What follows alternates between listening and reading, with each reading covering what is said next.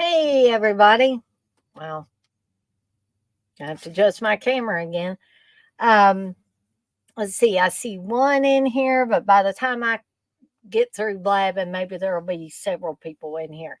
So, in case you were in doubt about what movie we're going to be watching tonight, it is Children of the Corn from 1984.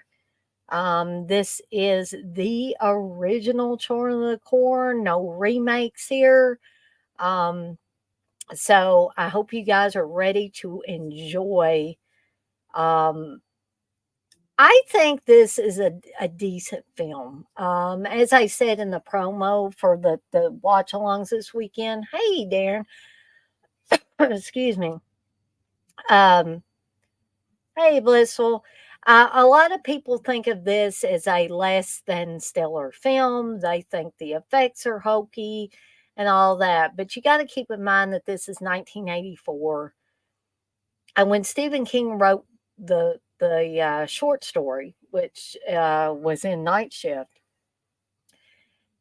he's a writer. He's got carte blanche to create any kind of creature or being that he wants. By the time 1984 rolls around, they still didn't have the proper effects probably to recreate He Who Walks Behind the Rose, um, the way Stephen King described him or described it in the short story. So I give it a little leeway. And truth be told, I would rather see He Who Walks Behind the Rose the way it was envisioned in 1984 rather than some digital mess that they could create now, but that's just me. Um, so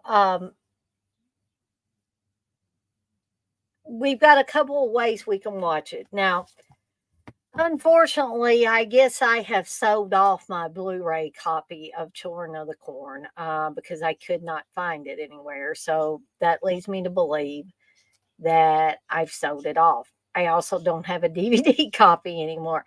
So 4K is the only thing I have in disc form. So I kind of had to scramble a little bit to find a version that I could watch back here at my computer for the watch along, and also find something to share for you guys that don't own your own copy to be able to watch it. Now, I have a YouTube link in the chat. I'm going to star these couple of things here. However, that link, unfortunately, or fortunately, however you want to look at it, the movie quality is fantastic. It looks like a high definition copy. However, it has hosts talking at the beginning and about halfway through the movie. Now, if you want to use this link, I had mine queued up 2 minutes and 40 seconds in. Um, and the movie is just about to start. Now, your other option, and that is the option I think I'm going to go with tonight, is if you have Amazon Prime, you can watch it on Amazon Prime. And I have that one queued up about 20 seconds in.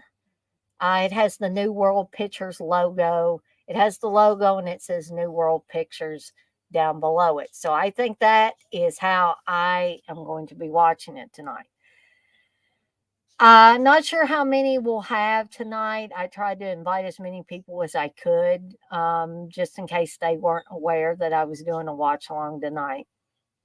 Now, tomorrow night's watch along will. I'm just totally losing my brain here. I just put this on here. Breakfast Club. Sorry. I even had the damn movie sitting right here. But tomorrow night's watch along will be The Breakfast Club, also starting at 7 p.m. Eastern Time. Also, I have created an outro, not that anybody will care, but I thought it about time I created an outro for my streams and for my videos. So you guys and gals that want to stay after, will stay after class or whatever, as my boss says, you can feel free to watch the outro. Okay, so I got a few things I want to talk about during the daily grindhouse or show off or whatever. I don't really like to say show off, but show to you, I guess, would be a better term.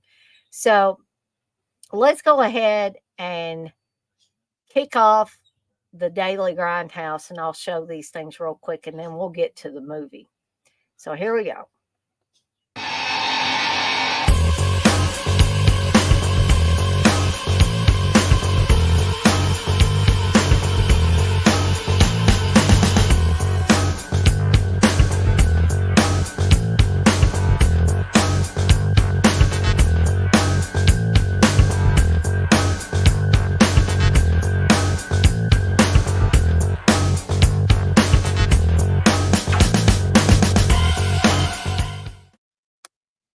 All right.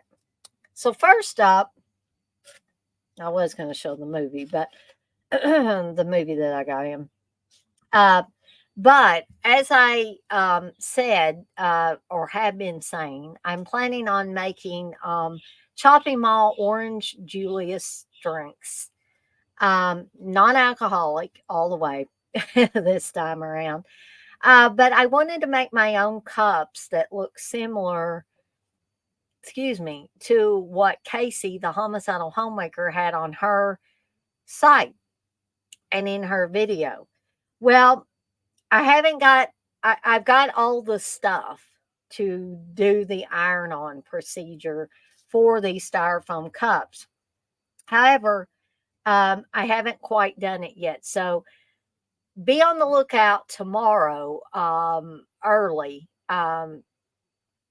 before it gets late in the evening, I'm planning, because I'm going to do a video doing the Slausen's spicy beer chili inspired by Tour Strap. And so you can look forward to the live stream tomorrow. I'm going to try to get my button gear and get that promotion all out. Make some of these cups the right way. But I also made one slight change. I was going to do the iron-on procedure with the little blue stripes around the glass, and then I thought, why don't I use those acrylic markers that I got? Because this is only going on the outside. It's not going to be on the inside of the glass. So what I've done is I put a mock-up of the logo and just taped it to the glass just so you guys can see kind of what it's going to look like. And then I've done the acrylic, I've used the acrylic markers at the top of the cup and the bottom of the cup in order to make the blue stripes. So this is what they will look like eventually. All this will not be raised up, of course. This, I'm hoping to be able to do that iron-on procedure where this will be flat and the texture of the styrofoam cup will come through the logo, and it will look like it's been, professionally printed on there, hopefully. So that's one thing. The next thing is Steve got me this movie in, and I'm not going to show the back of it because it shows a woman's ass. And I don't want to get in trouble for showing that on YouTube. But I can show you the front of this. Uncle Bill has really been talking this movie up. And so I had Steve get me this from Vinegar Syndrome recently. They had a sale. And he said, well, is there anything that you'd like to have? And I said, well, Annie Lee's meat pies would be good. So this came in today. I'm eagerly looking forward to watching it again. Like I said, I've only watched it, I think, one other time. That was the slip cover. Now, I flipped around the cover on the inside, and yes, that is Pat Morita down there at the bottom. I had forgotten that Pat Morita was in this film. So I'm looking forward to watching Auntie Lee's meat pies. This one might be another one for you, Blissful, actually. Okay. So I got a couple other things I want to show real quick, and then we're going to get to this movie. Okay, hold on one sec.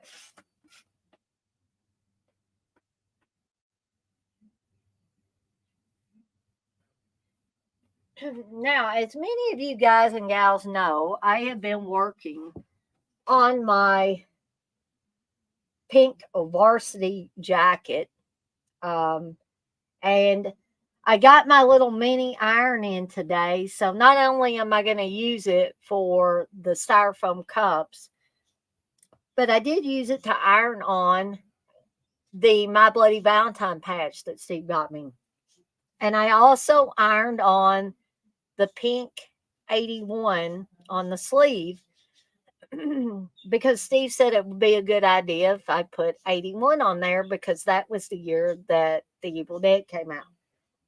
I also already have 81 in smaller numbers on the front. I have the Evil Dead logo, and I'm still working on sewing on the Deadites on deck on the back. And then I'm going to be adding a few other patches along the way to this jacket.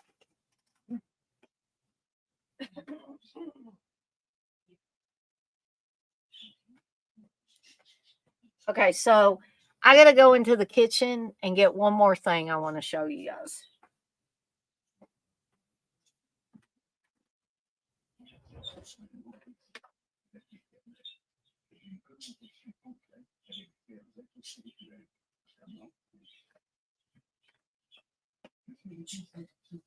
So I would suspect you guys and gals could pick up these at your local Walmart um, without any problem because it's getting close to Halloween.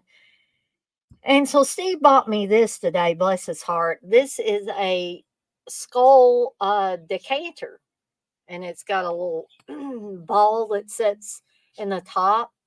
And you don't have to put booze in this. You know, you could put soda or Kool-Aid or juice, whatever you wanted to put in there. Um, I think eventually I told Steve what would be cooler than this little ball here, would be a cork to set in the top of it. So that's probably what I'm eventually going to try to do before Halloween. But these are really cool. They are glass. So you got to be careful with them. You don't want to break them. But they got some other cool stuff out for Halloween at Walmart. So if you haven't checked out Walmart yet, Target is also another good place to find some great Halloween products. Yeah, X-ray. That would be, yeah, that is a very cool idea. Cherry Kool-Aid would give it that Herschel Gordon Lewis vibe. And thank you, Blissful. Blissful says the jacket is turning out so great. Okay, so I'm going to go put this back in the kitchen and then I will be right back.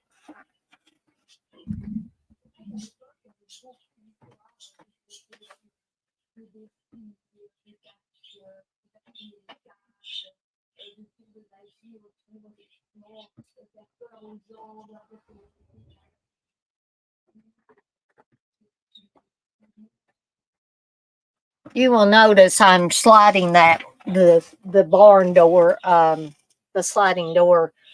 Oh, sorry. Hat's going to have to come off, at least for a bit. Probably will stay off. And my hair's crazy. I probably really need to wear it. However, it's just bothering me right now. I love my hat. I do. But and it's nice and a lot cooler than it has been. It's feeling more like fall, but for some reason the hat's kind of just rubbing my head and bothering me. So anyway, also if anybody wants to join me live on this watch along at any point in time, again, barring it not being 30 seconds before the movie is over, I do have the link in the chat to join me live. If the chat, if the link gets lost in the chat and you can't find it, just please let me know and I will I'll re-add it to the chat so that you can join me live if you want to. Hair is just absolutely crazy. I hear Steve in the kitchen. Um, but oh, now my ears itching. But anyway, so again, if those of you that are in here are planning on watching along, you can let me know if you have your own copy. I have a link to the one on YouTube. However, as I said earlier, the one on YouTube has host at the beginning and towards the middle of the movie. I have that version queued up 2 minutes and 40 seconds in there. The New World logo is on there, but the text hasn't come up under it. Now, the other way to watch it, if you don't have your own copy, is through Amazon Prime. And I have mine queued up. That's probably how I'm going to be watching it tonight because I only have the 4K now and I can't watch 4K back here. But I've got this version queued up 20 seconds in, and it has the logo and it says New World Pictures on there. So I'm not sure how many of you guys and gals are going to be watching along tonight. I'll give it a couple more minutes before we go ahead and get started so everybody can get their prospective copies queued up and ready to go. Hey, Russell. Russell says, hey, Dana, Bliss, Darren, and Punch. That's right, Super Batman Nerd. Hi, by the way. Outlander, we have your woman.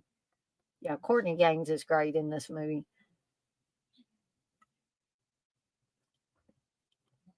So we'll give it to about 7:20. It's 7:18 now. Blissel says she's all ready. Blissel's on the ball. Blissel's also been watching some movies.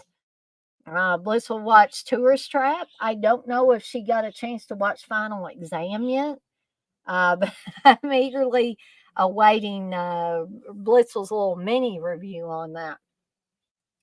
Oh, by the way, while we're waiting to get this movie started, has anybody tried the new mystery flavor Voodoo Mountain Dews? They've been doing this the last 2 or 3 years. Mountain Dew around Halloween will put out a new mystery flavor, and you don't know what the flavor is until you buy one and drink it. So the first year I tried one of these, I kind of got tired of the flavor. It kind of got, but this year the flavor is really good. And I was able to get 0 sugar this time.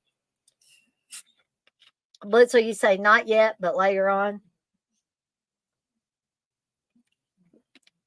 Well, I can't wait to hear what you have to say about it, Blissel. I'm just wondering if you're going to be in the camp that hates it or the camp that kind of likes it or the camp that loves it like I do.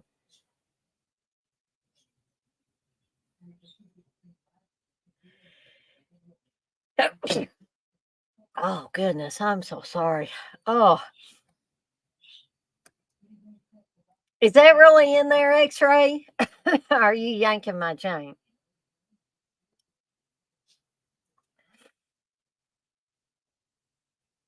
Oh, thank you, Russell. Russell has another way to watch it as well.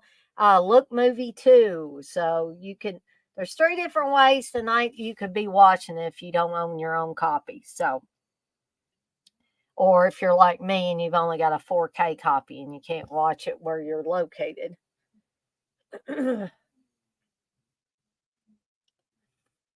Yeah, I'm gonna have to listen for that X-ray. Say I may be mistaken. It's been decades since I've seen this film. All right, all right, gang. It is now 7:20. So, um, is everybody ready to go? That's going to be watching tonight, or do I need to hold off another minute or so? I'll give you guys a minute or a few seconds or whatever to respond, and then we'll go ahead and get started. And also a word of warning. I had been watching these through the Blu-ray player back, or my Blu-ray drive back here, because I was getting a few seconds behind or whatever. Because when I switched back and forth between like YouTube and or even Prime and went back to the chat, because I like to watch the chat. I don't want to forget that people are in here in the chat. It seemed to kind of like stop it for a few seconds or something like that. I don't know. It didn't do that at first, and then it started doing it. So I don't know what the deal was. But all right. So I'm not hearing anybody say wait, wait, wait. So I think I'm going to go ahead and start the countdown, the 3, 2, 1, and then we're going to all hit play. So here we go. 3, 2, 1. Press play. And also, I think I've got the subtitles turned on for this too on Amazon Prime.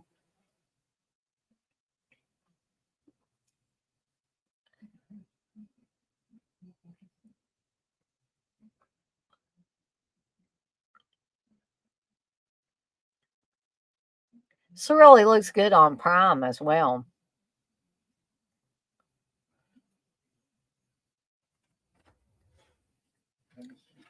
Here, Steve.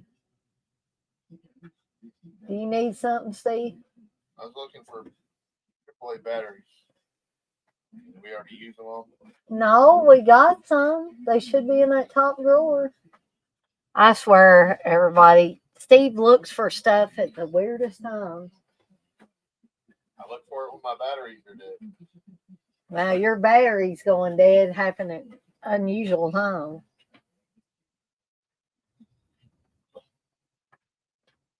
But anyway, back to the movie.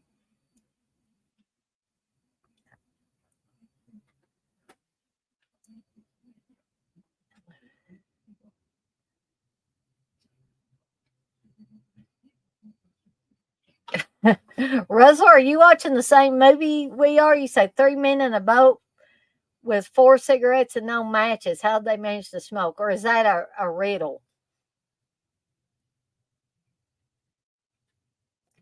Thank you, Blissful. Blissful says, please hit the thumbs up. Thank you. Super Batman Nerd, you say this and part 3 are my favorite. The rest are complete shit.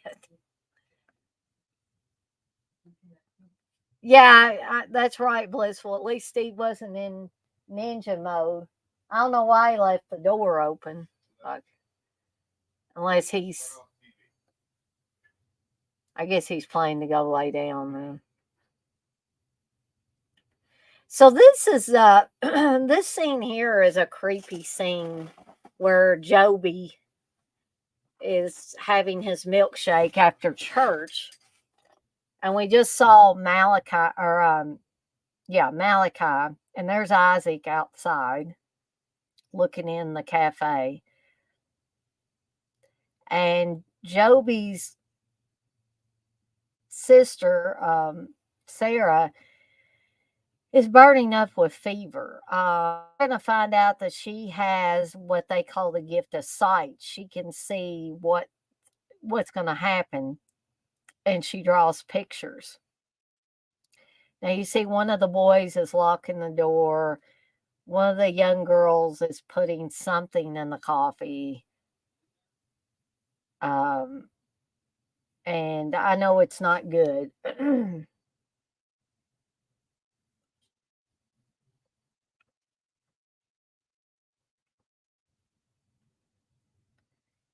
And you can see that Sarah, while she's very feverish, she's drawing a picture of the outside of the cafe or diner or whatever you want to call it.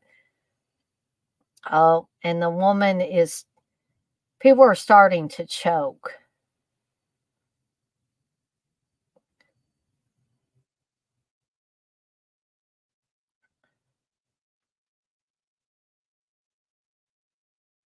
But I always thought that this was a very creepy scene. The scene of the young people with knives and other implements that they can use to kill the adults. And we're seeing that the adults are the ones that are being killed. The children are left behind. So Joby's seeing his dad being murdered by the teenagers in town, essentially.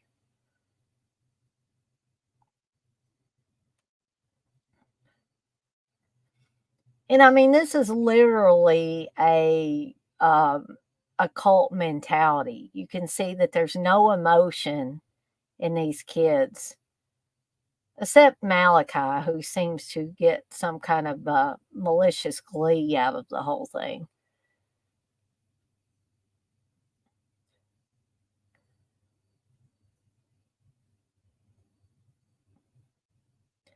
So I like the way the movie, the credits start, and we're seeing the child drawings. I think that adds an extra layer of creepiness. And R.G. Armstrong's in this, by the way.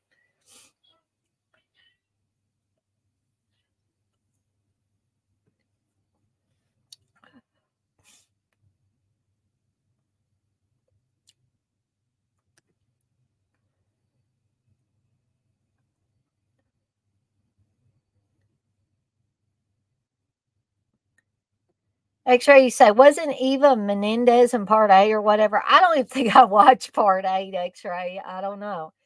Why were there so many of these fucking movies anyway? Who requested so many of them? I don't know. I wasn't under the impression that any of them really made any money. So yeah, I'm not sure.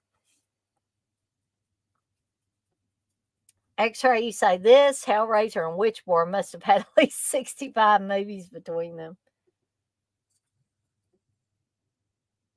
Oh, oops. Russell, you're watching the one from 2020? Super Batman Nerd, you say putting the hand in the blender and eerie thing as a theme as well. Yeah. You got the OG film? Cool. Super Batman Nerd, you say you believe part 5 she's in. Yeah, I wasn't, I wasn't a fan of the sequels. I think I watched part 2 and then I just pretty much tuned out. And then when Isaac's Return came out, I watched it, but again, it still wasn't the same.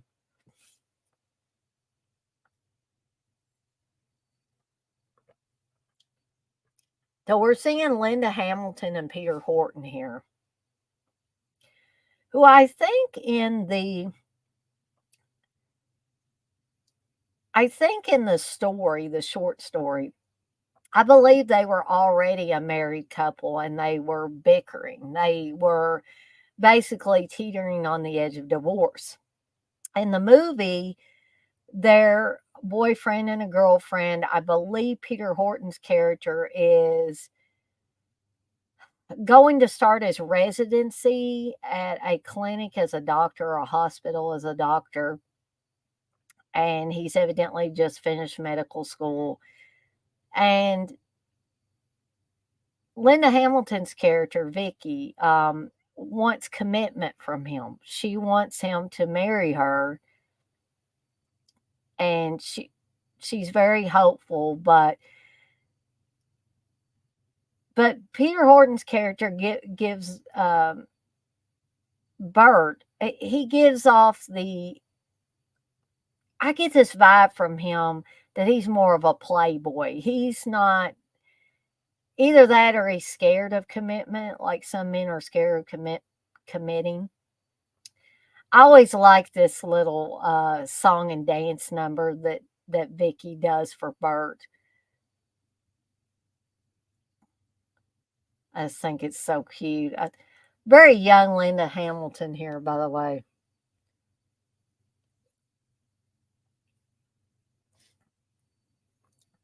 I just can't really figure out why so many people don't like this one. I think this one's great.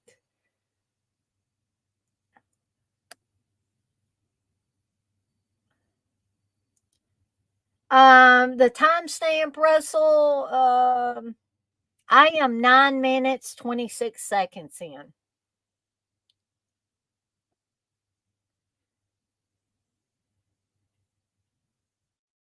Yeah, X-Ray. I think I do remember that they used to air part two on repeat on Showtime in the 90s.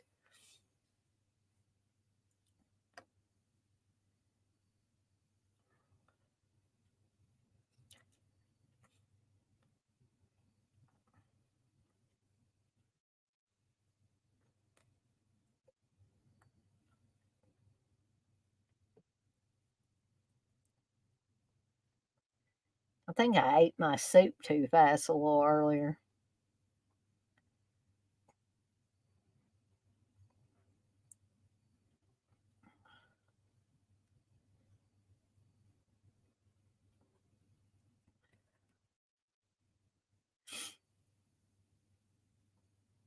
So for poor Vicky, things are not. I mean, they started out okay, but she just so much wants to marry this guy that she's in love with. And here's a little bit of trivia there. Check out the book on the dashboard of the car there on the left in front of Linda Hamilton.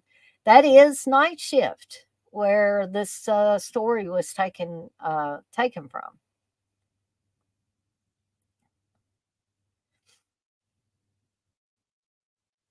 So she's trying to make jokes about his inability to commit. She said, "I don't know why you got to be such a jerk about it," and they both laugh. But there's quite a bit of seriousness in her as well.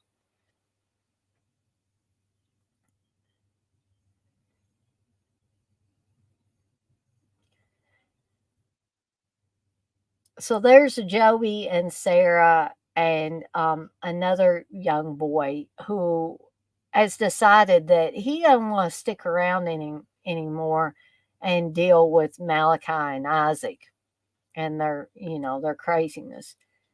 Um, so Joseph tells the other two that he's running away. Um, I love the kids that play Joey and Sarah. I'm not sure whatever happened to these two kids. Did they quit acting or did they go on to be in some other stuff? Maybe some of you guys and gals know.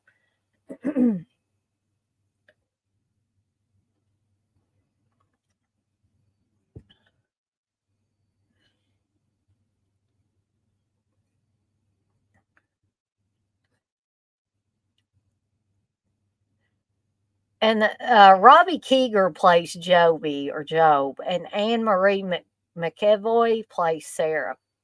I mean, obviously, these two would be grown now because this was 84.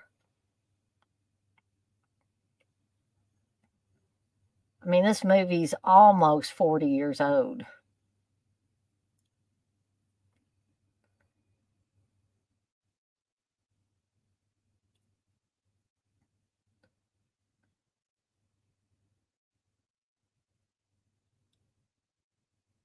So they would be, I figure the one playing Job would probably be about 50 now, and Sarah would be just under 50.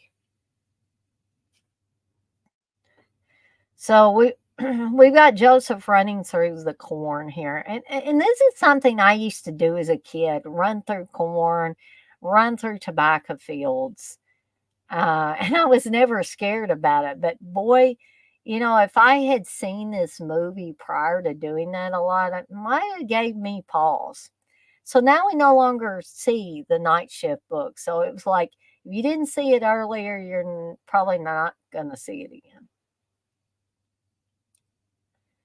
So they're doing the typical board things that you do when you ride in a car for a long period of time. They're doing the I spy with my little eyes, something that begins with C. In this case, it's corn.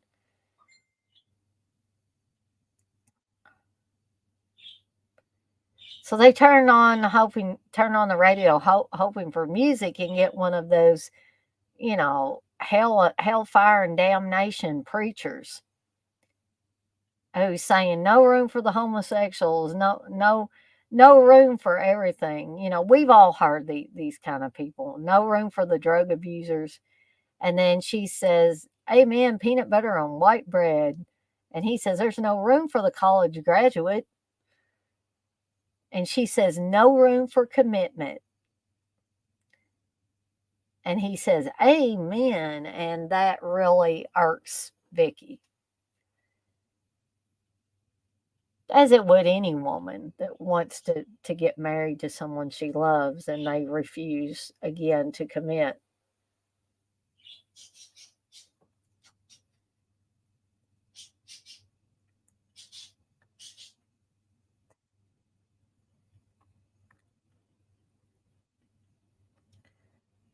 So this is another creepy shot. We've got the shot of the spider. We've got what looks like Joseph is getting a little confused in the corn. Now he falls, and you've got the music, which is extremely eerie. And we see someone else is in the corn with Joseph. Now here's something that again that not a lot of horror movies do. They don't kill young kids. You don't see that often, but this movie does it.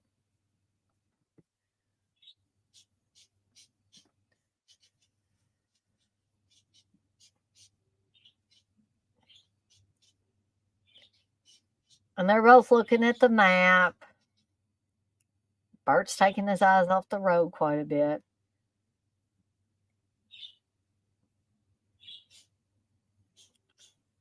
They're talking about Gatlin.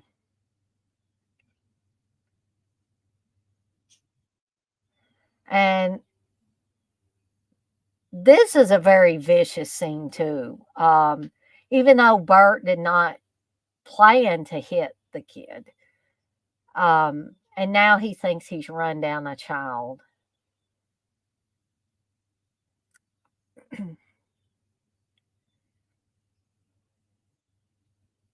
But we know that something happened to Joseph prior to him stumbling out in the middle of the road. Vicky's hoping it was an animal, and he's telling her stay where she's at. He's got to go back and check. And imagine how horrified you would be, especially if you're headed somewhere to be a doctor, and you think that you've just killed this kid. And then he finds out that, my car didn't do that to him. My car didn't slit his throat.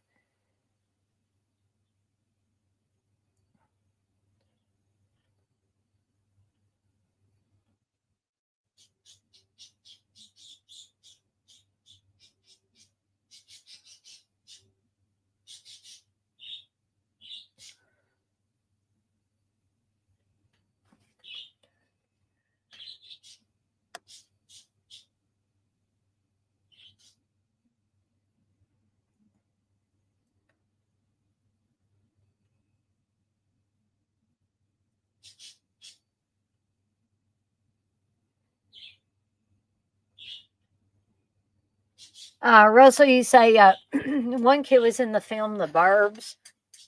Do you remember what? Oh, I know which one you're talking about. You're talking about Courtney Gaines, who plays Malachi. Yes, he was in The Burbs as one of the creepy neighbors. Um, Super Batman Nerd, you say, I seen part 3, Urban Harvest, first, then got this classic in a Stephen King collection with Maximum Overdrive and Creepshow 2. I think I remember that collection, but I already had all the movies in, so I didn't get that. Russell, you say this reminds me of the film Who Can Kill a Child? Yeah, I believe so, Super Batman. Now you said Courtney Gaines is in some of Rob Zombie's movies. That's right, Super Batman. There's no room. Russell, you say, Dana, only one kid in Hostel 2 gets shot, but you don't see it. That's why it's more disturbing. Yeah, I agree with you, Russell. Sometimes when you don't see it, like in the case of Joseph here in Children of the Corn, we see the blood splatter. and we see the after effects, but we don't actually see him getting killed.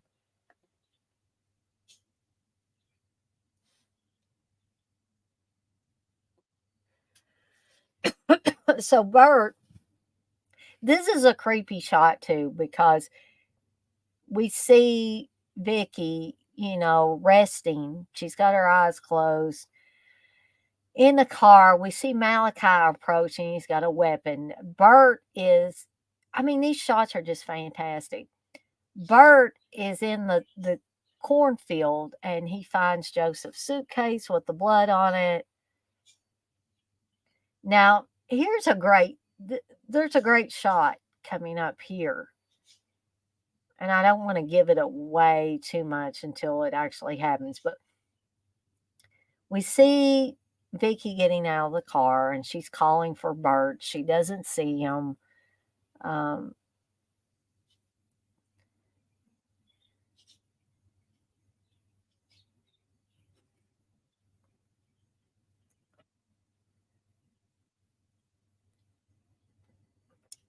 and we see that the poor boy, has been covered over. And it looks like Malachi is following her.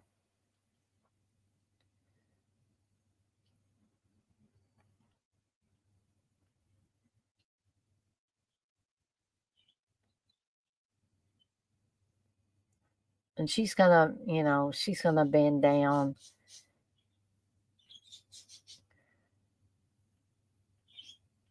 and says, "I'm so sorry."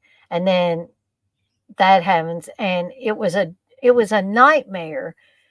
The child springing up in her face. Um, but again, we're not so sure that Malachi was still. I'm pretty damn sure Malachi was still creeping around that car, which is what makes it really, really creepy.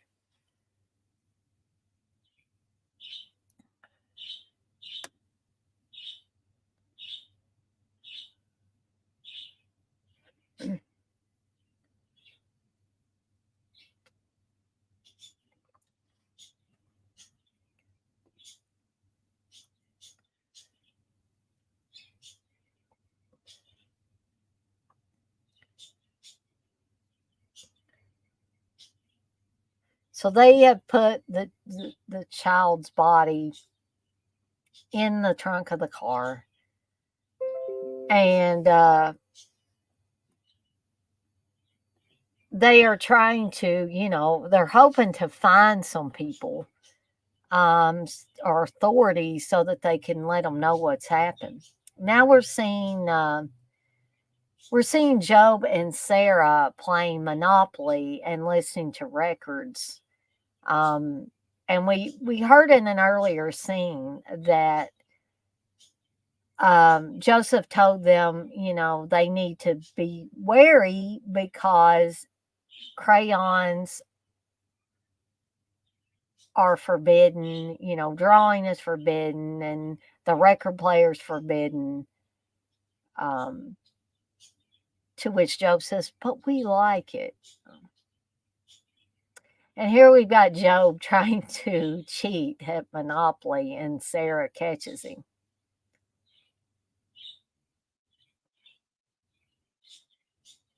And of course, as young kids do, they're dressing in the adults' clothes. I love this, $13,100.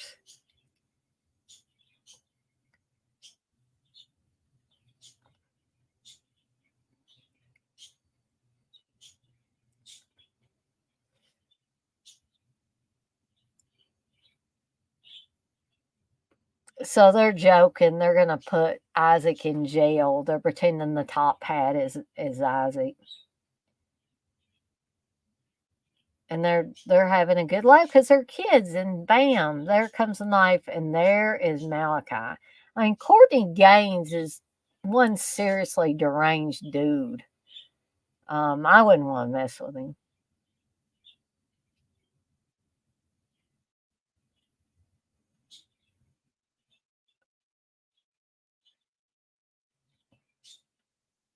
So Vicky thinks it may have been an accident with farm equipment that might have killed the boy, but Bert's not buying it. And Bert says he was already dead when he stumbled out in the road, and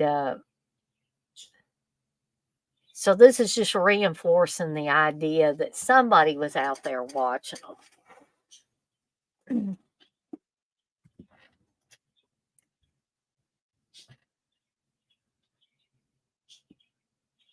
So Bert's wanting to open the suitcase, and Vicky's like, "No, no, we're not doing that." She's like, "Let's just find a phone and find some authorities to take this body off her hands." So the kids think that Isaac's going to punish them, um, but we're gonna find out that no, Isaac doesn't want to punish the children, especially Sarah, who he says has the gift of sight.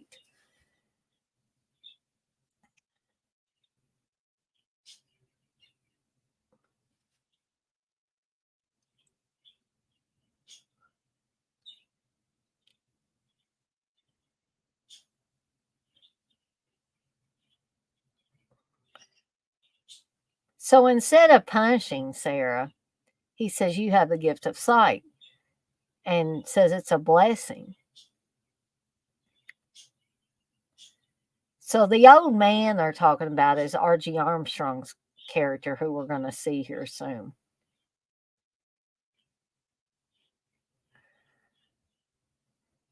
And Isaac upsets Malachi by saying to take the children back where they were. And, you know, Malachi questions him and he says, "Question me not, Malachi. I answer, according to his law." And they're talking about he who walks behind the rose.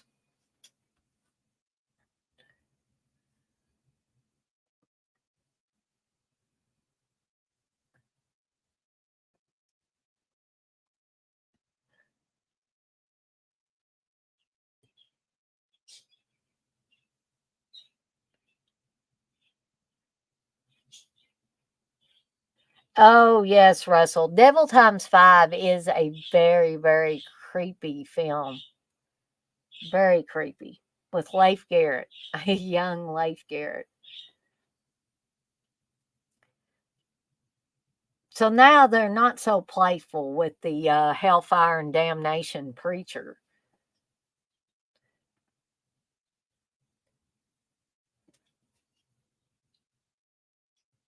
So they have decided to open up the suitcase and they find this corn cross.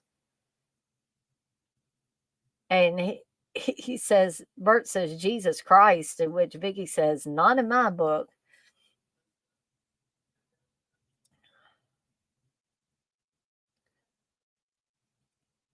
Now, here's the introduction to R.G. Armstrong. And he has a very smart dog who brings him tools when he's working on his truck there. That truck's seen better days.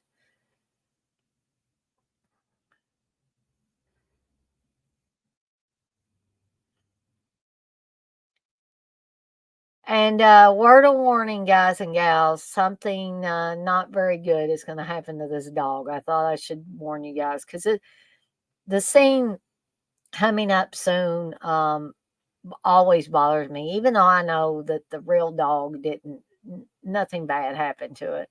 But that's such a beautiful dog.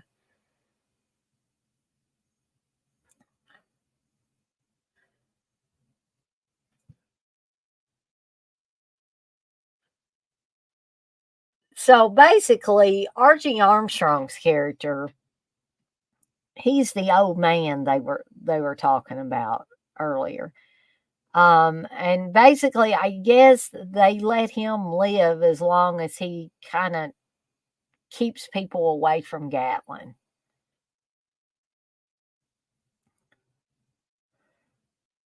So Bert wants to use his telephone. He says, "I ain't got no telephone.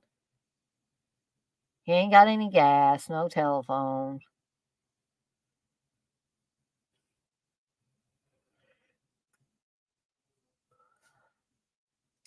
And he tells him, you want to go to Hemingford, 19 miles down the road. And then Bert says, what about Gatlin? He says, no, Gatlin, you don't want to go to Gatlin.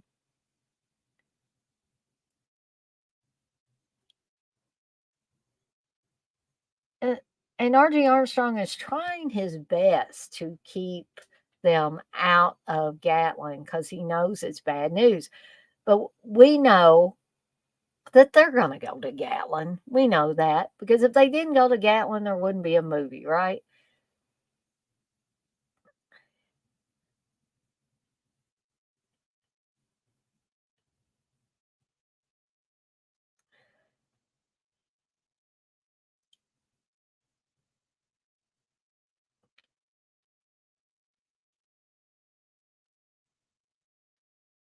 So unfortunately, Sarge is going to go into the cornfield. And we know what happened to Joseph when he went in the cornfield, right? So we see these and there went Sarge into the cornfield. And the sky is getting very dark, and we've also seen somebody creeping around.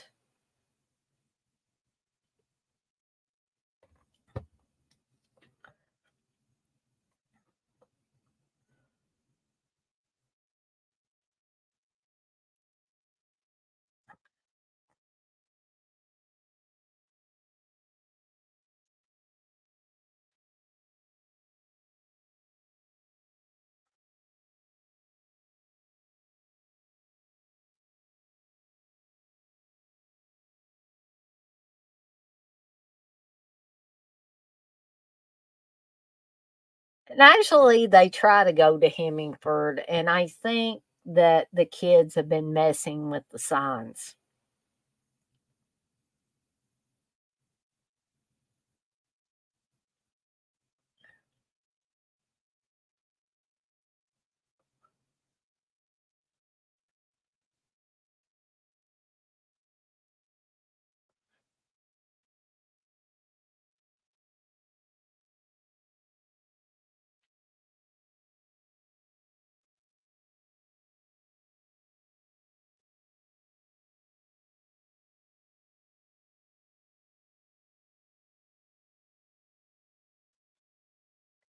So R.G. Armstrong's trying to tell himself that it must have been the wind, typical stuff that people think about when they don't want to think about the alternative, that is.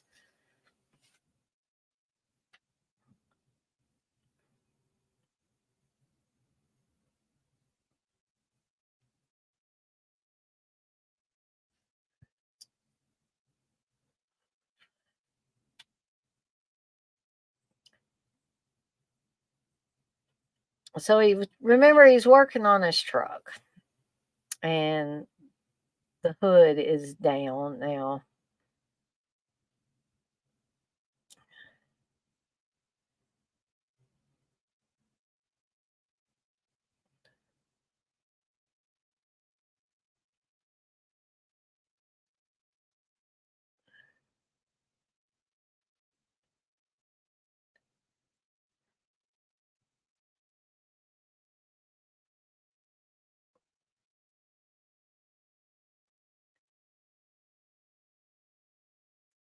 So Vicky and Bert don't know really where to go at this point.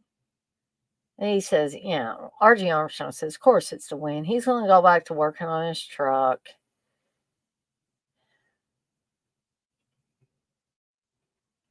And remember that handkerchief or bandana that Sarge had on? Somehow this is so much worse, I think, than actually seeing the dog deceased.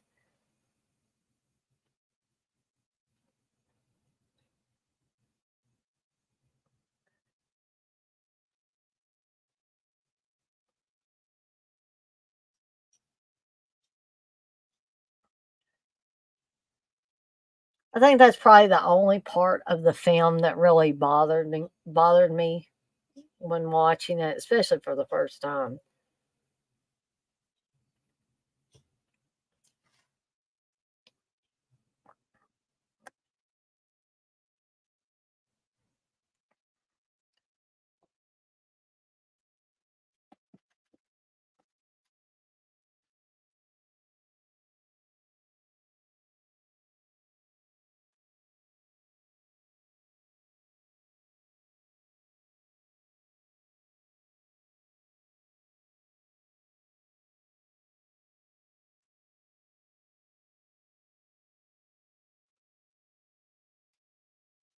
So Archie Armstrong's character is pretty much challenging the kids at this point, or the teenagers.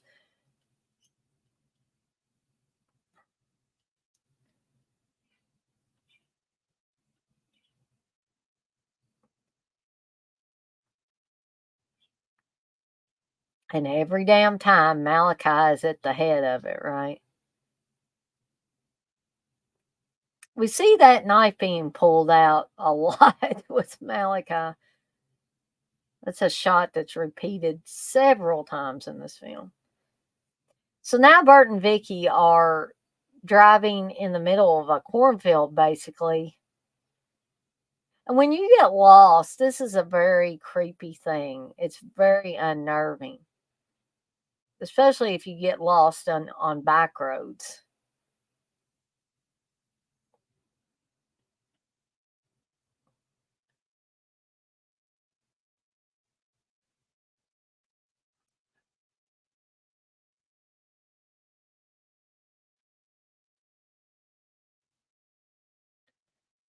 And at this point in time, you're thinking, how long do these cornfields go on?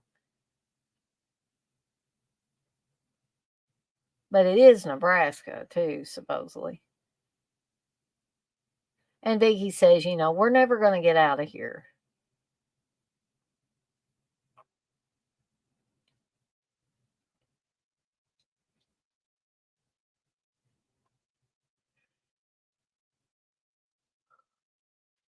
It literally is almost like a corn maze.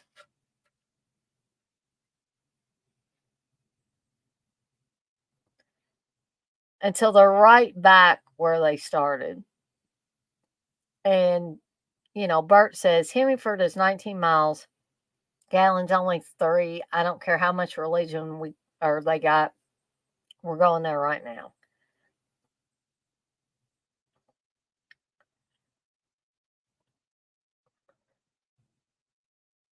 And we see R.G. Armstrong's arm and hand. And now we're to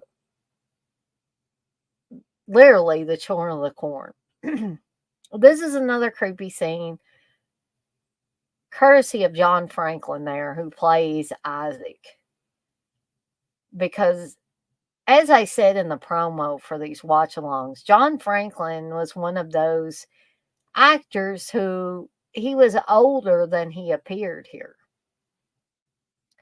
And I think that makes it all the more creepy. And he sort of breaks the fourth wall here in a little bit. And I'll point that out here.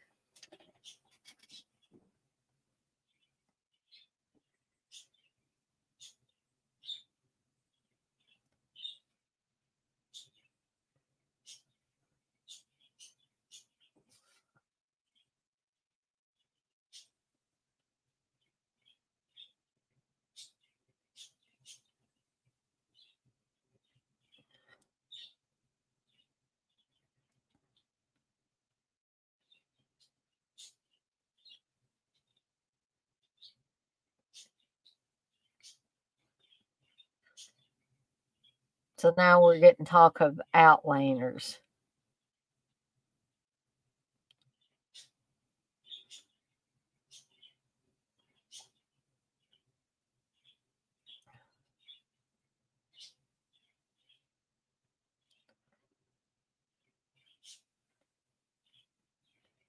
And the blue man is, of course, Officer Hodgkins, which we'll hear about a little bit later. So here's where I feel like he breaks the fourth wall, where he is pointing at the camera. But this mentality here is just like real cults that we have witnessed over the years.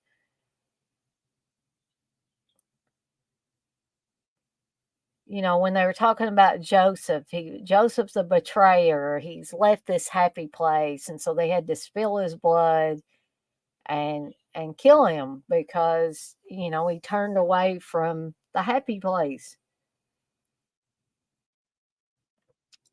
Now, who does that sound like? Does that sound like Jim Jones and all these other cult leaders? I think it does.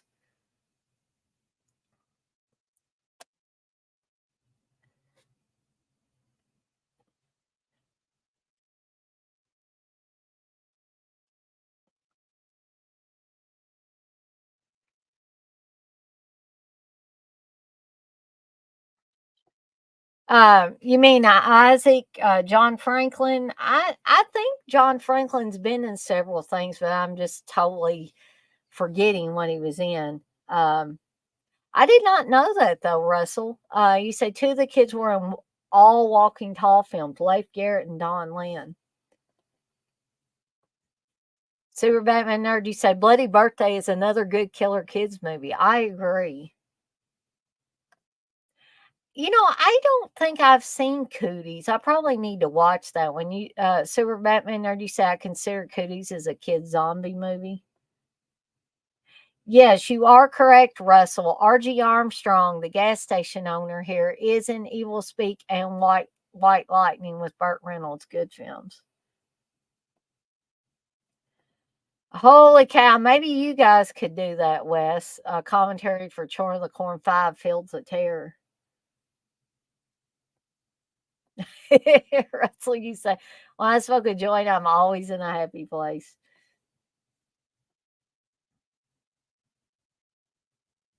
So, everywhere they go, there is corn in this place. And they're also finding out, they go in the diner or cafe and they discover that the prices are 2 or 3 years old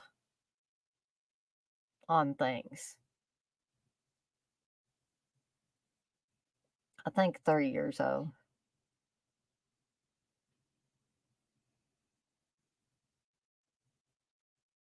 There's a rat.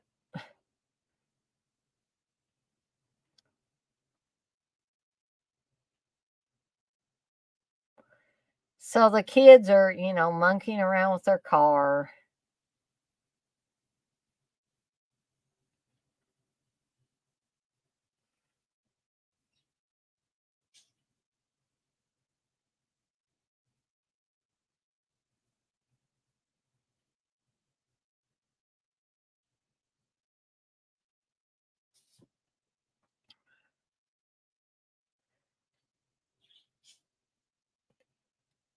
Well, I think at this point, Bert and Vicky are thinking that these kids are just regular kids. I mean, the town's weird, it looks abandoned and all that, but these are the first people that they have seen. And Bert makes that point too. Meanwhile, Vicky's just wanting to get the hell out of here because it's a very strange place. So then Bert has to agree that they would probably be better off in a bigger town, a bigger city.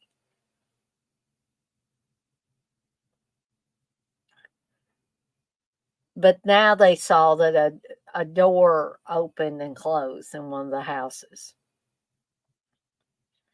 And Vicky's like, why are we doing this? I thought we were going.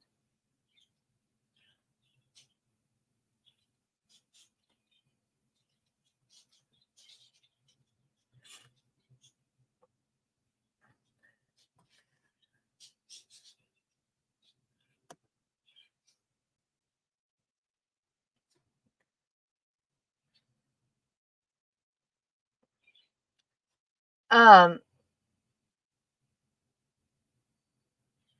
yeah, Bluesel says that's a loaded question, Wes. I'll just say I like creamed corn in the can. I'm just gonna be really careful with that.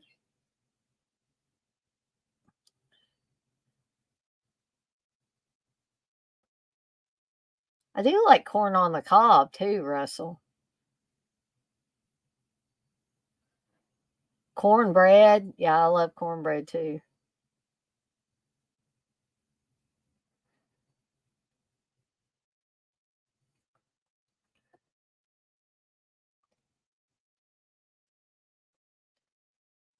So they're kind of, taking a look at the around the house. And I have seen this type of scene duplicated in apocalyptic films, um, and television shows, and zombie films and television shows.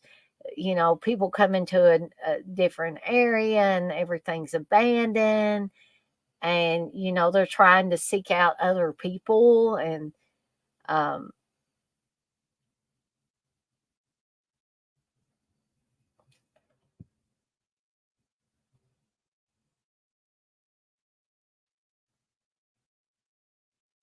so now I believe they're hearing music here.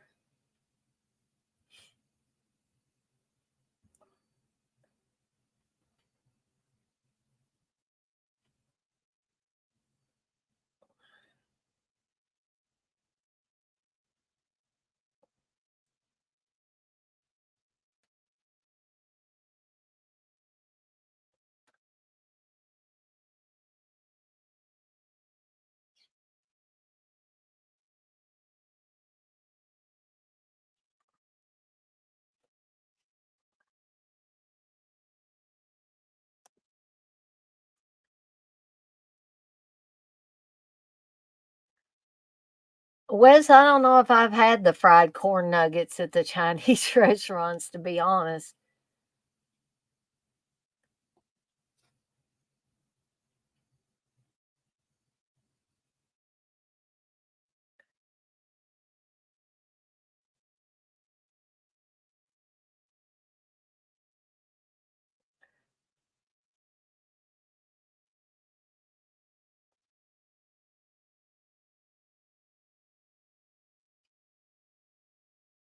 So we're seeing more of Sarah's drawings.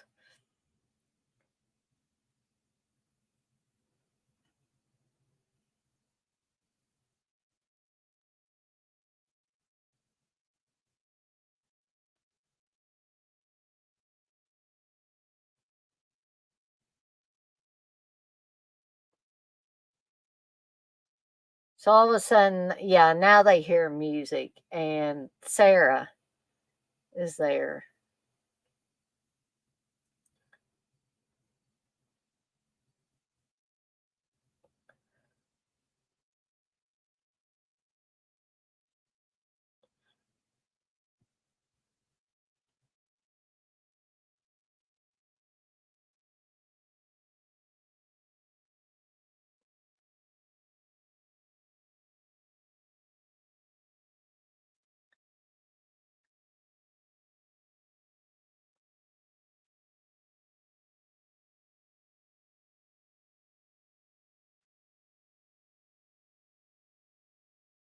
So they ask about her mommy and daddy, and she answers that they're in the cornfield.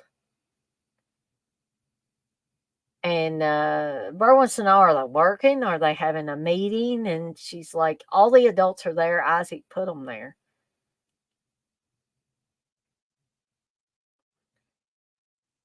And they want to know who Isaac is. And she says, our leader. And he's like, leader of what?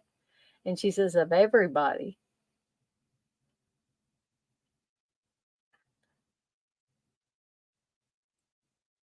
But the thing is, Bert's getting a little impatient, uh, and he's not understanding that, hey, this is just a little girl.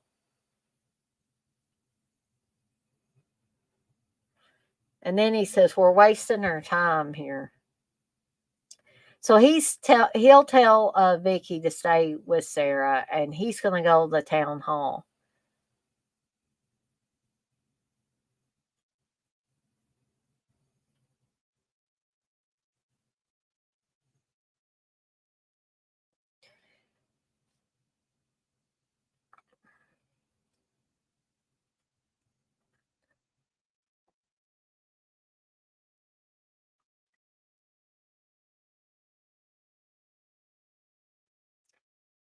Honestly, Wes, I don't think Peter Horton is a shitty actor, but to each his own. Um, Russell, you say the gas station scene reminds me of the Hills Have Eyes in the original and the remake. Yeah.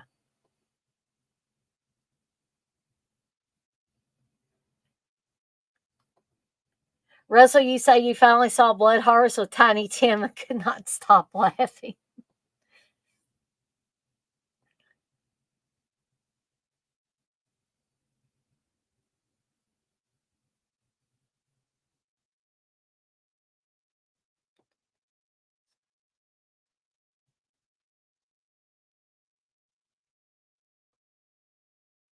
So Sarah's telling Vicky that she's not supposed to draw. And she says, "Does Isaac say that?" And she says, "No, Malachi."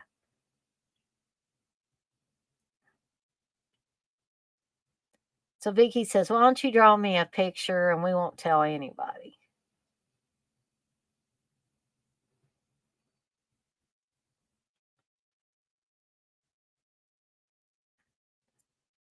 And Bert's still taking, a look around the town, trying to find some adults or some authority figures of some sort.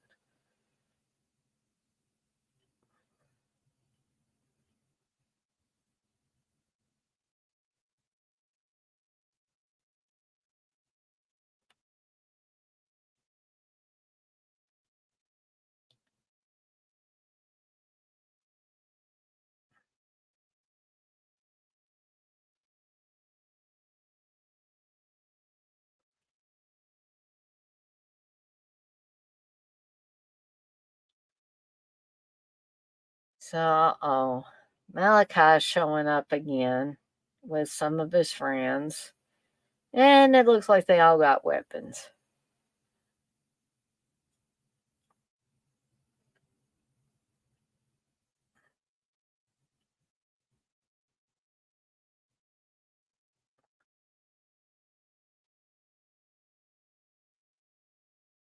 Something I can't figure out is like, I don't think it's because Peter Horton's a bad actor. I think there may have been bad direction and as far as telling him how to react. Is he doesn't seem unnerved enough. You're seeing all these weird messages on chalkboards and written in dust on the outside of buildings and things like that.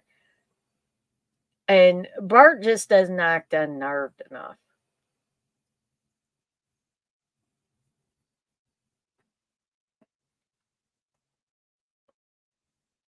But at the same time, these scenes are still creepy because you have these point of view shots of what we assume to be the kids watching Bert.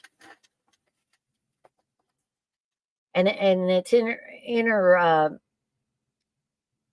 interconnected with, or yeah, I guess interconnected with scenes of what we're going to find out is some of the kids with Malachi breaking into the house where Sarah and Vicky are at.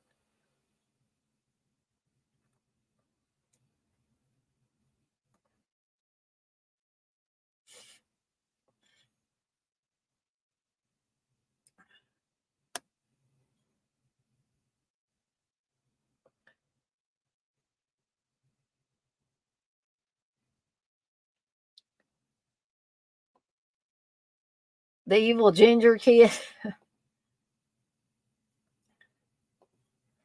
I don't remember that like in I didn't see it as it was happening, but I remember seeing old footage later, Russell, of him getting married on live TV. Is it bleeding now? I'm old.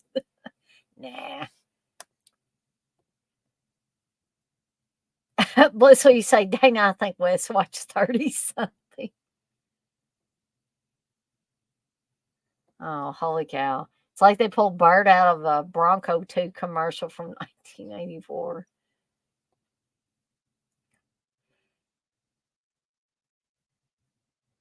So, one thing I couldn't understand is why Sarah is smiling there.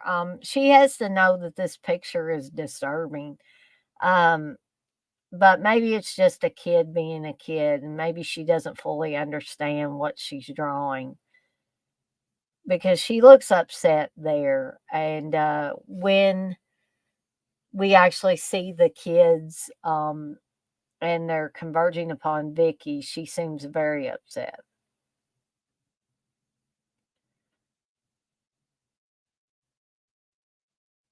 And she sees somebody, and it's not Bert. And we're going to find out. She's like, "Who are you? What do you want?" And we're seeing, again, Malachi's the head of this. He's the leader. And that is so evil. We want to give you peace. That, in a way, is like the Manson cult, or the Manson girls, saying that, I I have to kill you because I love you, and things like that. It's just very, very disturbing.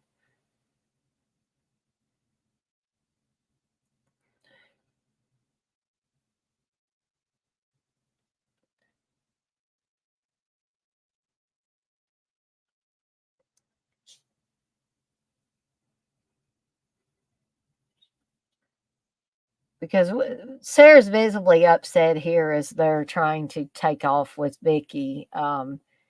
She's trying, she's doing the kid thing. She's trying to cover her ears.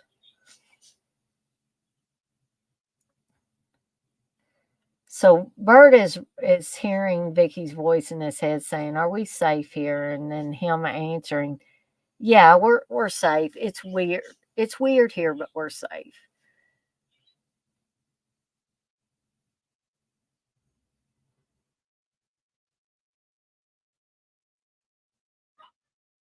And then we see the picture that Sarah drew clearly.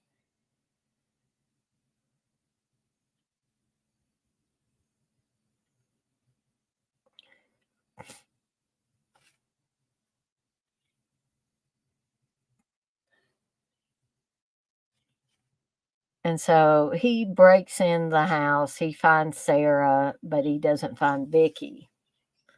And Sarah's pretty much in shock here.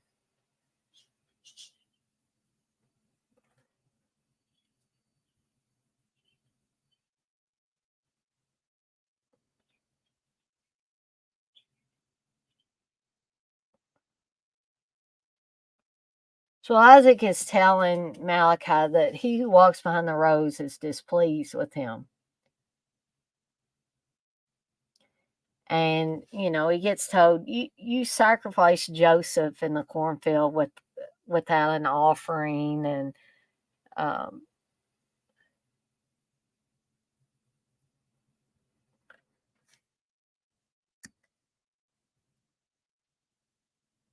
so now they're arguing about Sarah. Sarah has the gift of sight, Isaac says again.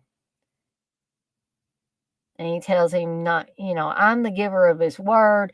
Again, that is like, Malachi is obviously evil, but that is again like cult leaders. They don't want you to question them.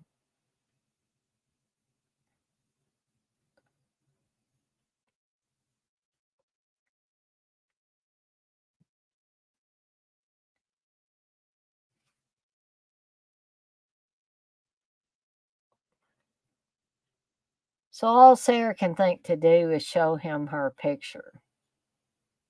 And that picture basically says it all.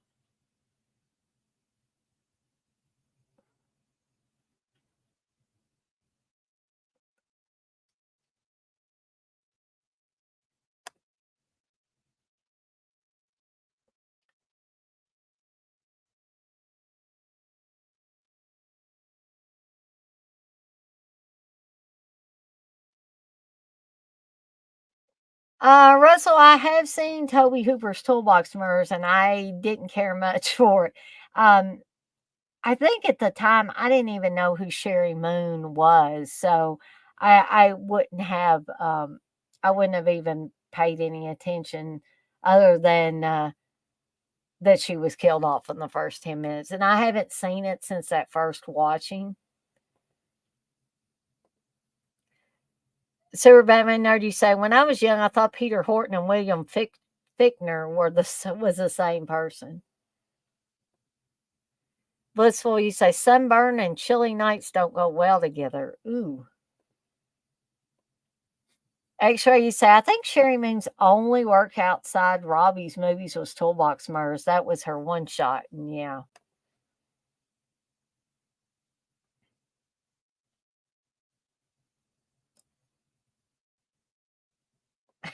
X-ray, you say Malachi is the reason redheads are hated now.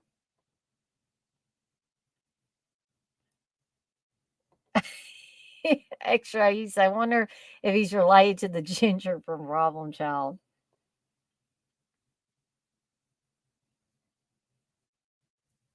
Oh, yeah, and Chucky. Yeah, I agree, X-ray. You say the original Toolbox Murders is one of the grimiest horror films ever made. It's one of those shower right after kind of movies. Yes. Yes, it is. Oh, I have private parts. Paul Bartel's private parts. I think I believe it or not, I think I got that at uh oh shoot, Big Lots when they used to have all those DVDs for really cheap way back. Um and I haven't watched it in a long time. So, so Bert is broken into this church where we're getting ready to drink this guy's blood. And the guy playing Amos here, right here, he was in Return of the Living Dead, which some of you guys and gals might remember his character. He was one of the punks.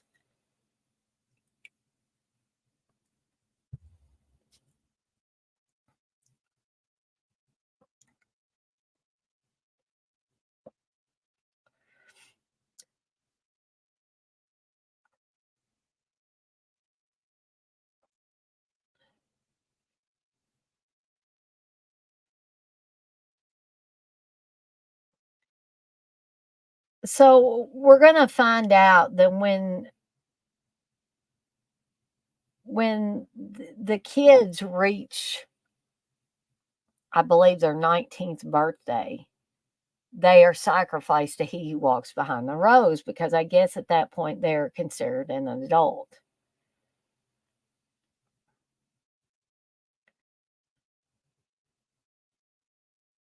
Or maybe it's 18. And Amos says, we okay, we go to him the first night of our 19th year.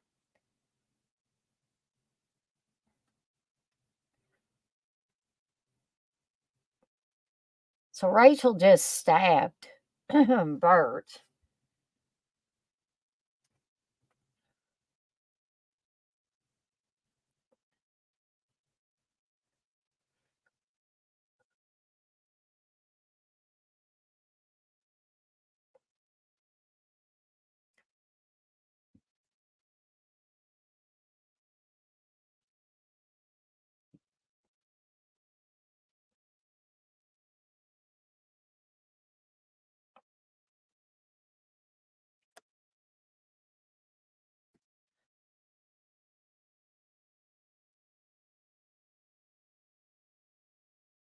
Super Batman Nerd, you say, I can't believe some people are still scared of Chucky today.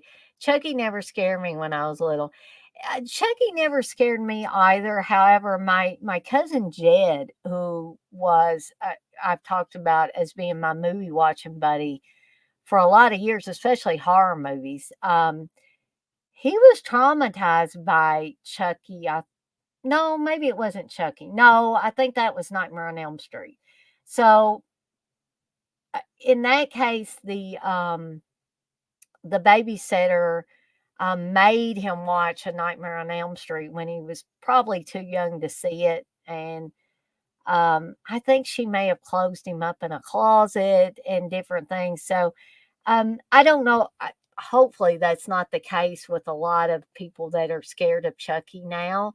But I mean, I guess it's possible. Yeah, that's right, Russell. You say, Dana, now I remember he was the guy trying to pick up the chick. Um, X-Ray, you say Chucky was scary for one movie. Chucky 2 onwards it became a comedy legend in the vein of Richard Pryor and George Carlin. X-Ray, you say Chucky, Freddy, and Leprechaun were the funniest slashers.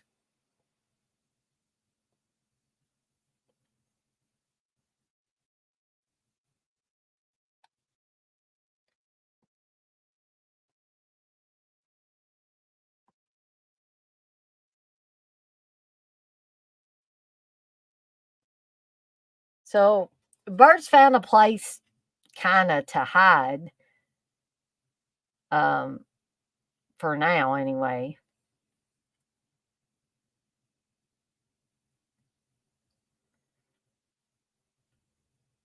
Or he's trying to stay hidden from old Malachi there.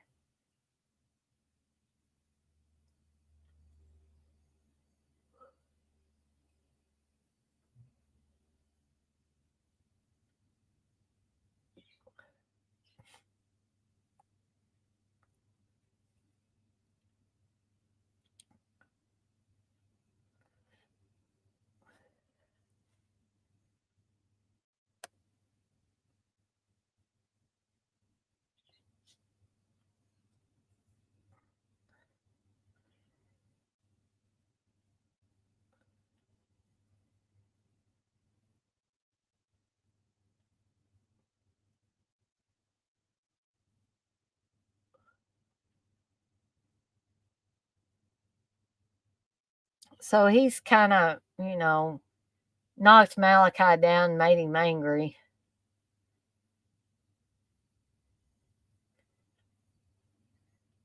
So now Job, has found Bert. He said, I know a place to hide. He says, who are you? He said, Job, come on, stop asking questions. Just like a kid.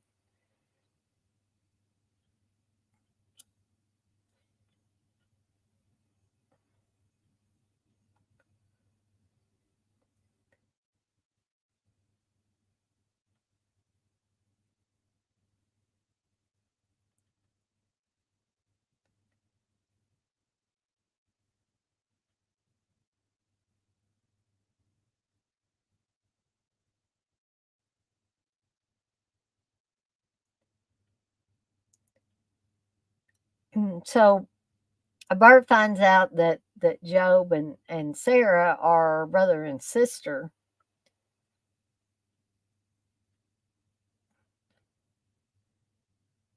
And this is basically I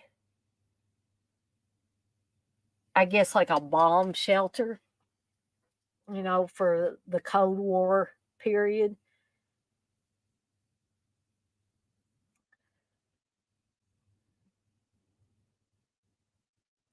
So Job is telling them, if Isaac hadn't come, then this wouldn't have happened. But when he was young, he was a preacher, and so everybody listened to him. And they got poor Vicky up on this corn cross here.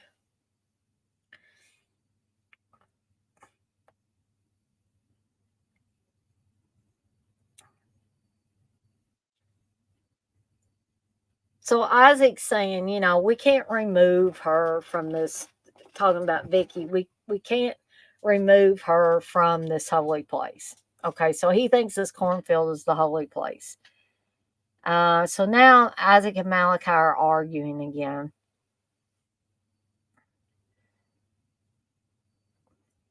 So this is at one point where Isaac looks truly scared.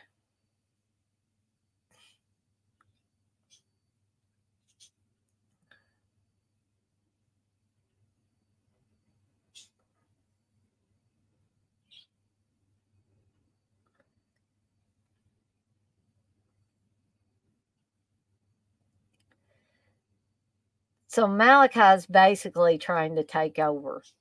So he says, cut the woman down and put Isaac in her place.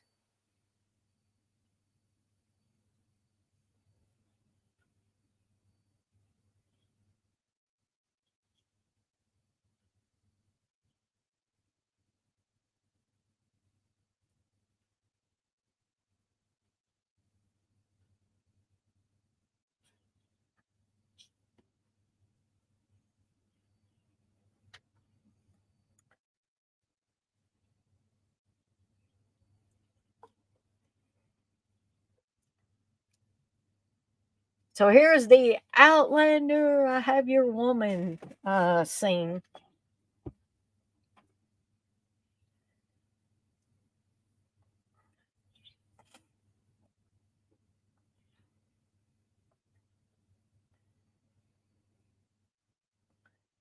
Yeah, we have your woman. She still lives.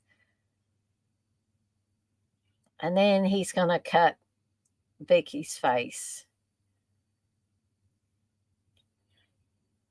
But I'm guessing that Bert cannot hear all of this because he's in uh, a shelter or basement with the kids.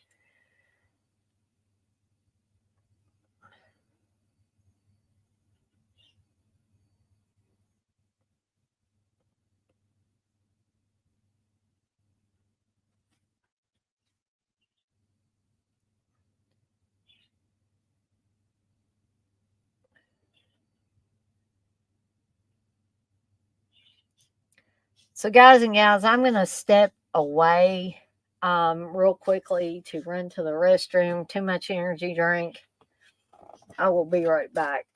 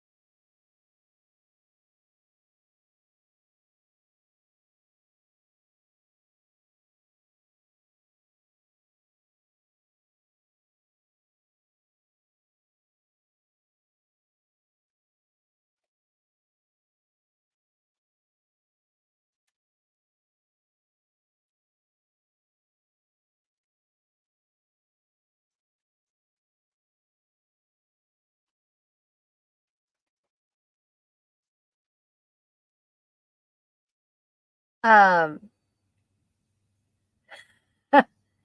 yeah, let's see. I missed some of these.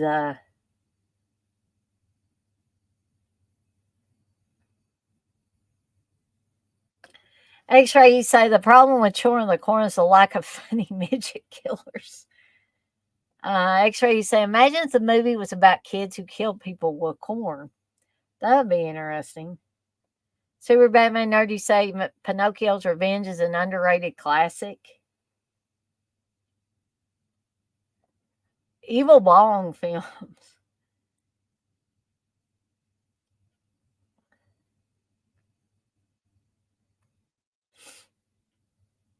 Yeah, Super Batman Nerd. He wants you too, Malachi. He wants you too. Malachi is a real jerk in this. Um, X-ray, you say the guy they got to play Isaac was who you hired when you couldn't get the guy who played the Dream Child in Freddy Part 5.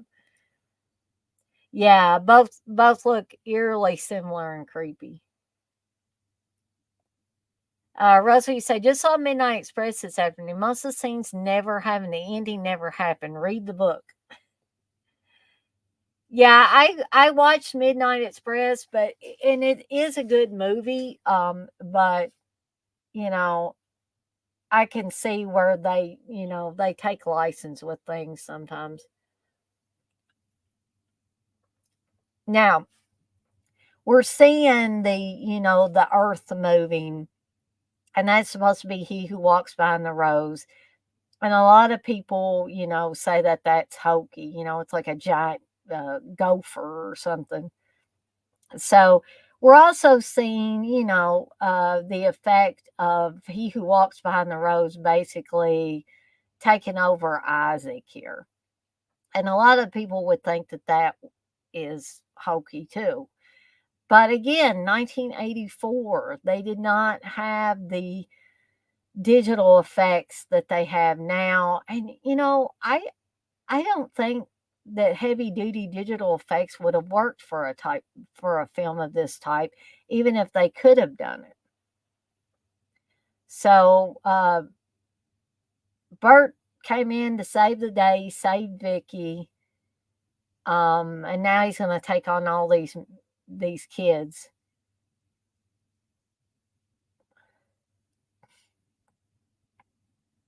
And he's telling them, what kind of a God tells children to kill their parents? And this is almost like a deprogramming. You've heard of deprogramming with cults and things like that. Sometimes this is a really fast version of it. It wouldn't happen this fast. Um, Sometimes it takes years for somebody specialized in this to be able to deprogram people when they've been that brainwashed. But Bert's seeming to, his words are seeming to take effect fairly quickly on most of the kids. And now Malachi is, gonna fight Bert again.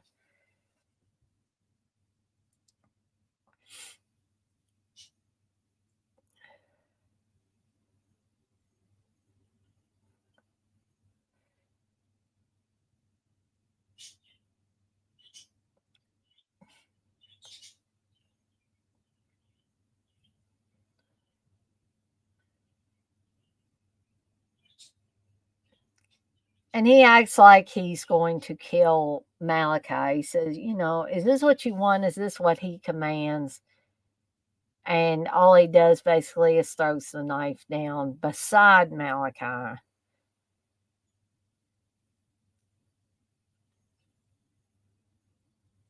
So the kids are basically in shock here. Um, they're just kind of following Bert out of the cornfield. Uh-oh. Isaac is back and he's possessed. Here's the line, he wants you to, Malachi. He wants you to.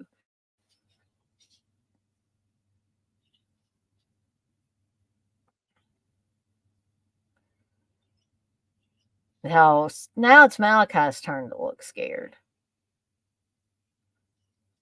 The kids are getting the hell out of Dodge, and so is Bert.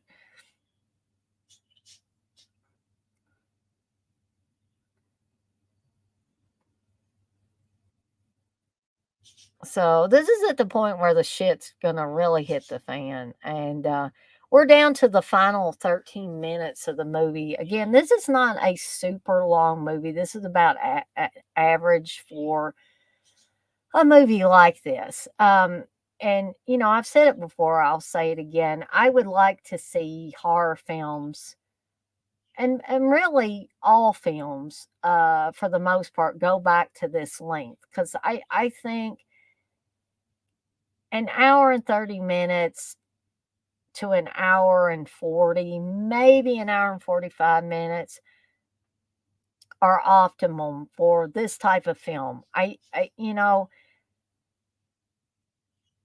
a lot of people, well, maybe not a lot of people, but some people were a little bit, not Dirk. Dirk just laughs at me.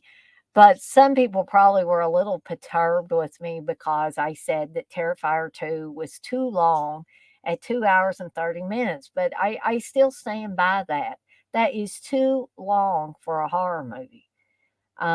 It's too long for a movie of that type for them to expect anybody other than hardcore Terrifier fans. to sit through that and be engaged that long. So just my take on it. I would just personally like to see movies go back to this length.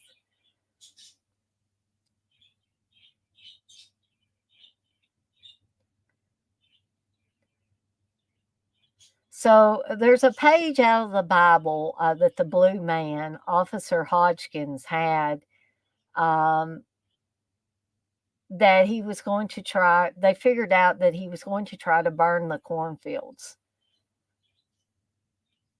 So there's something that they call a gasohol.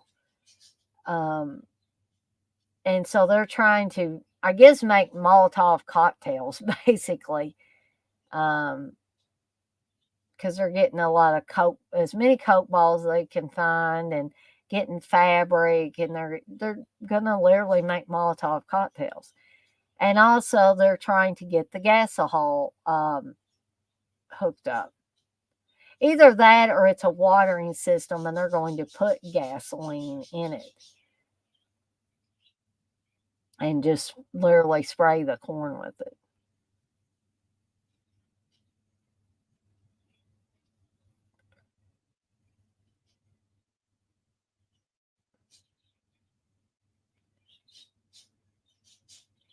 So the thick rag she finds is Job's vest. He's none too happy about that.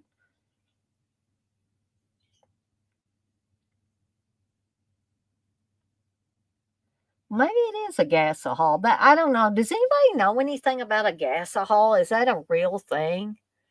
I don't live in Nebraska, so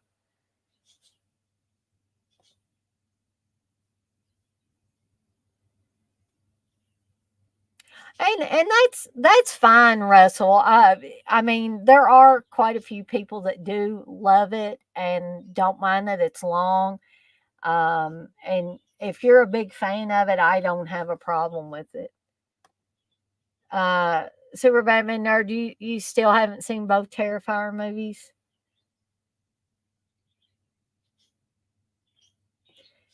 Yeah, Brad Davis. I thought Brad Davis was an amazing actor, and yeah,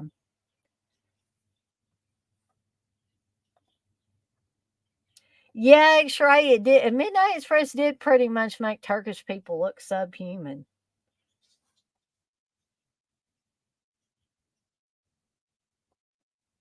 Well, too, Russell, I'm not saying that all films have to be in that time frame that I said.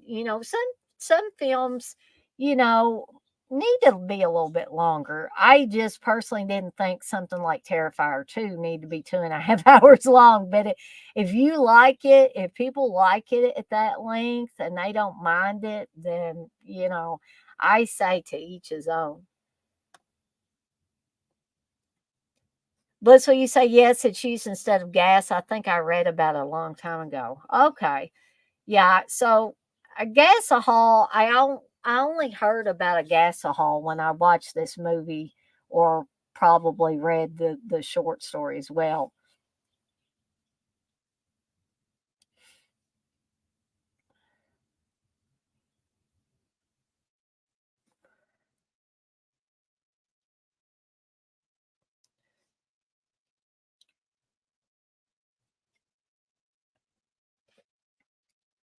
Oh, it's amazing that Job knows how to use this thing.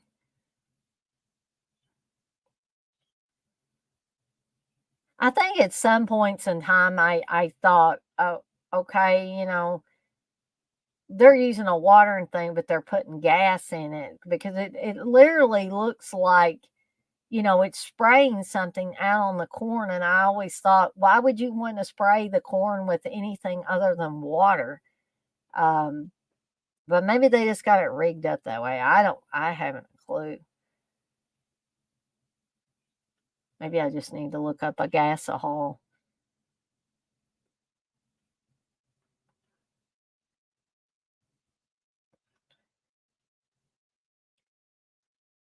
So basically, we just seen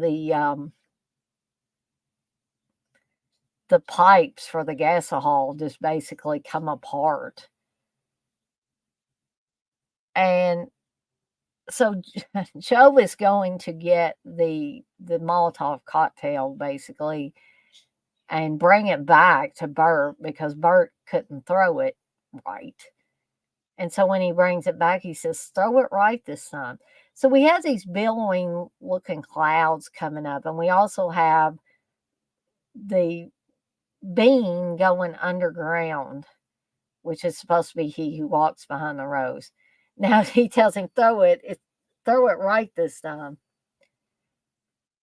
So Burton does, and that fire is spreading to that cornfield. And he who walks behind the rose is none too happy about that. So near the end of this movie, we have a very explosive scene. You could almost call it an explosive ending.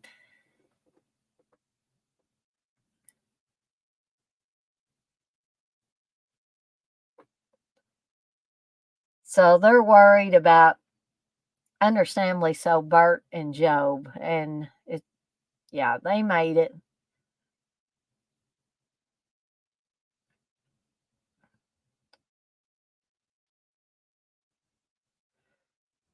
So there's a huge explosion, and we're going to hear, the creature just, it's almost sounds like sort of like an exaggeration of air being let out of a balloon.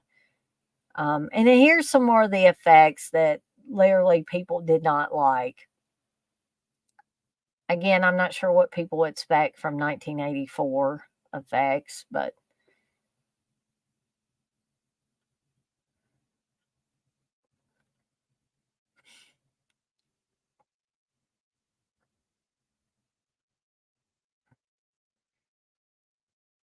so at this point, and sometimes this is a false sense of, gosh, computer scare me to death. If you guys were looking at me, you probably saw me jump. We're lulled into a false sense of safety, false sense of security, usually at this point in time. It doesn't always happen, but it happens a lot of the time. So we think all the kids that were left have been, converted back into kids now. They're no longer brainwashed. Um, and Bert and Vicky, they're noticing here that, the kids are giggling because they're kissing each other, and Bert says jealous. And they're wondering what to do with these kids. And I really think that they are eventually thinking of adopting the two kids.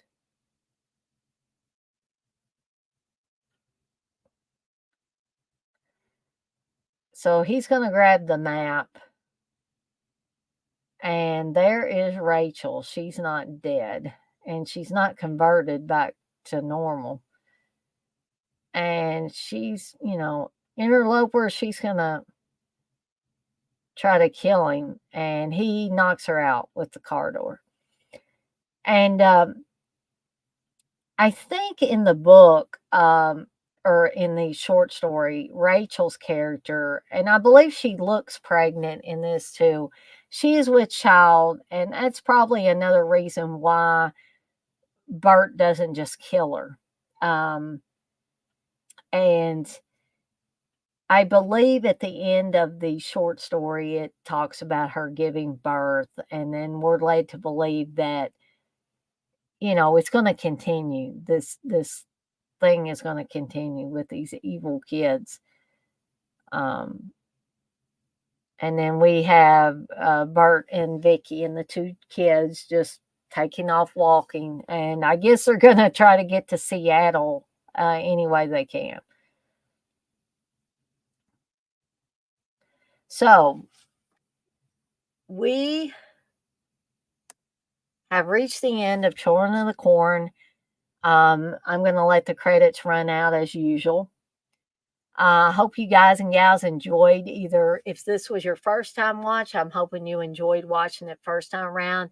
If it's been years, like I know X-Ray said it had been decades, I hope you enjoyed watching it again, that it wasn't too bad of a film to, or for me to do a watch along for. Um, and if this was your if it had just been a while, like I said, or a first time watch, I'm hoping everybody enjoyed it. Um, I enjoyed going back and watching it again. Bless what you said in Mother Earth News before it went corporate. Russell, you say the Turk prosecutor, and that was in the Britcom, Mind Your Language, and Indiana Jones and the Last Crusade. Oh, no problem, Russell. I misspell, mispronounce all kinds of things. Same in the film The Car. X-Ray said the ending of the South Park parody of this movie is more believable. Great, Blissful. You said this was your first time with this movie and you loved it. So that is pleasing. Like I said, I'm going to let these credits run out, and then I'm probably going to get off here, but I'm going to play this lovely outro that I created. Well, I don't know if it's lovely or not, but I want to remind everybody again, tomorrow night, starting at 7 p.m. Eastern Time, will be the Breakfast Club. I'm going to try to get my button gear and get some promotion out for it. And be on the lookout for the live where I make the Chopping Mall Orange Julius, and also be on the lookout for an eventual upload of a video where I make Slauson Spicy Beer Chili inspired by Tourist Trap. And a little note, I thought that Casey, the homicidal homemaker, had a recipe for this. But evidently, either she stopped keeping up with her website and YouTube channel, because stuff ain't been put on there, I don't think, for several years now. So maybe she's no longer doing it, or maybe she had that on there and took it down for whatever reason, but I could not find it. So I came up with a recipe that I modified slightly off of Damn Delicious, and it's for beer chili. And like I said, I made some slight modifications to make it more of a horror type of chili. For instance, instead of black beans, I'm putting dark red kidney beans in this chili. So hopefully both things turn out well. And I'm also going to try to get my dual camera set up before I do the Chopping Mall Orange Julius, and also use the same setup when I make the chili. So be on the lookout for all of those things. Not sure what all I've got coming up for Monday, but Wednesday, TJ and I will be starting the first season of Tales from the Crypt. We're going to talk about all the episodes because I think there's only 6 episodes. So we're going to talk about all 6 episodes of the first season of Tales from the Crypt. Thursday will be another Seductive Poison, The Resurgence. Friday, there will be a midday with Dana and Jay. However, I do have my first weight loss appointment where I'm supposed to get my weight loss shots and all of that good stuff.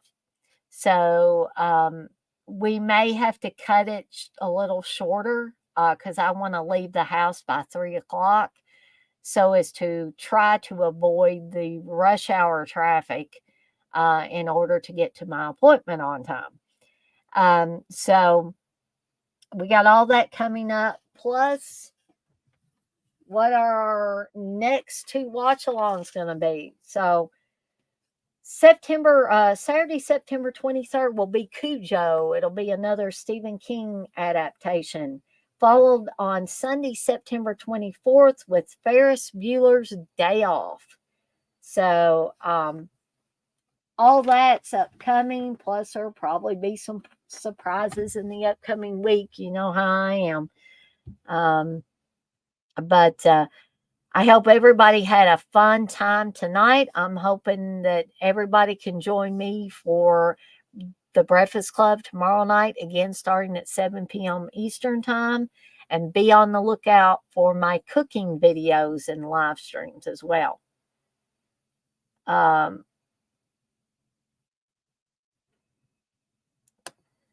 Super Batman Nerd, you say, can't wait for tomorrow. Don't mess with the boy. You'll get the horns. That's right, Super Batman Nerd.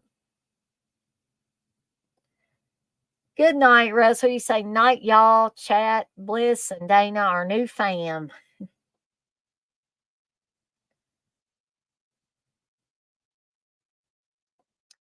Thank you, Blissful. You say, Dana, great movie choice. Yes, I agree with Blissful. The chat was awesome as always. I love British comedy too. Nobody asked me, but but I will say I love British comedy as well.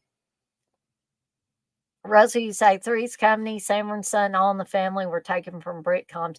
I knew Sanford and Son was, and maybe All in the Family. Three's Company, I did not know that, or I don't think I did. But anyway, on that note, I'm going to skedaddle on out of here for the night, and I will see everyone on the flip side. Thanks for stopping by and hanging out with me tonight, guys and gals. And I'm going to take us out with this lovely outro. So here we go.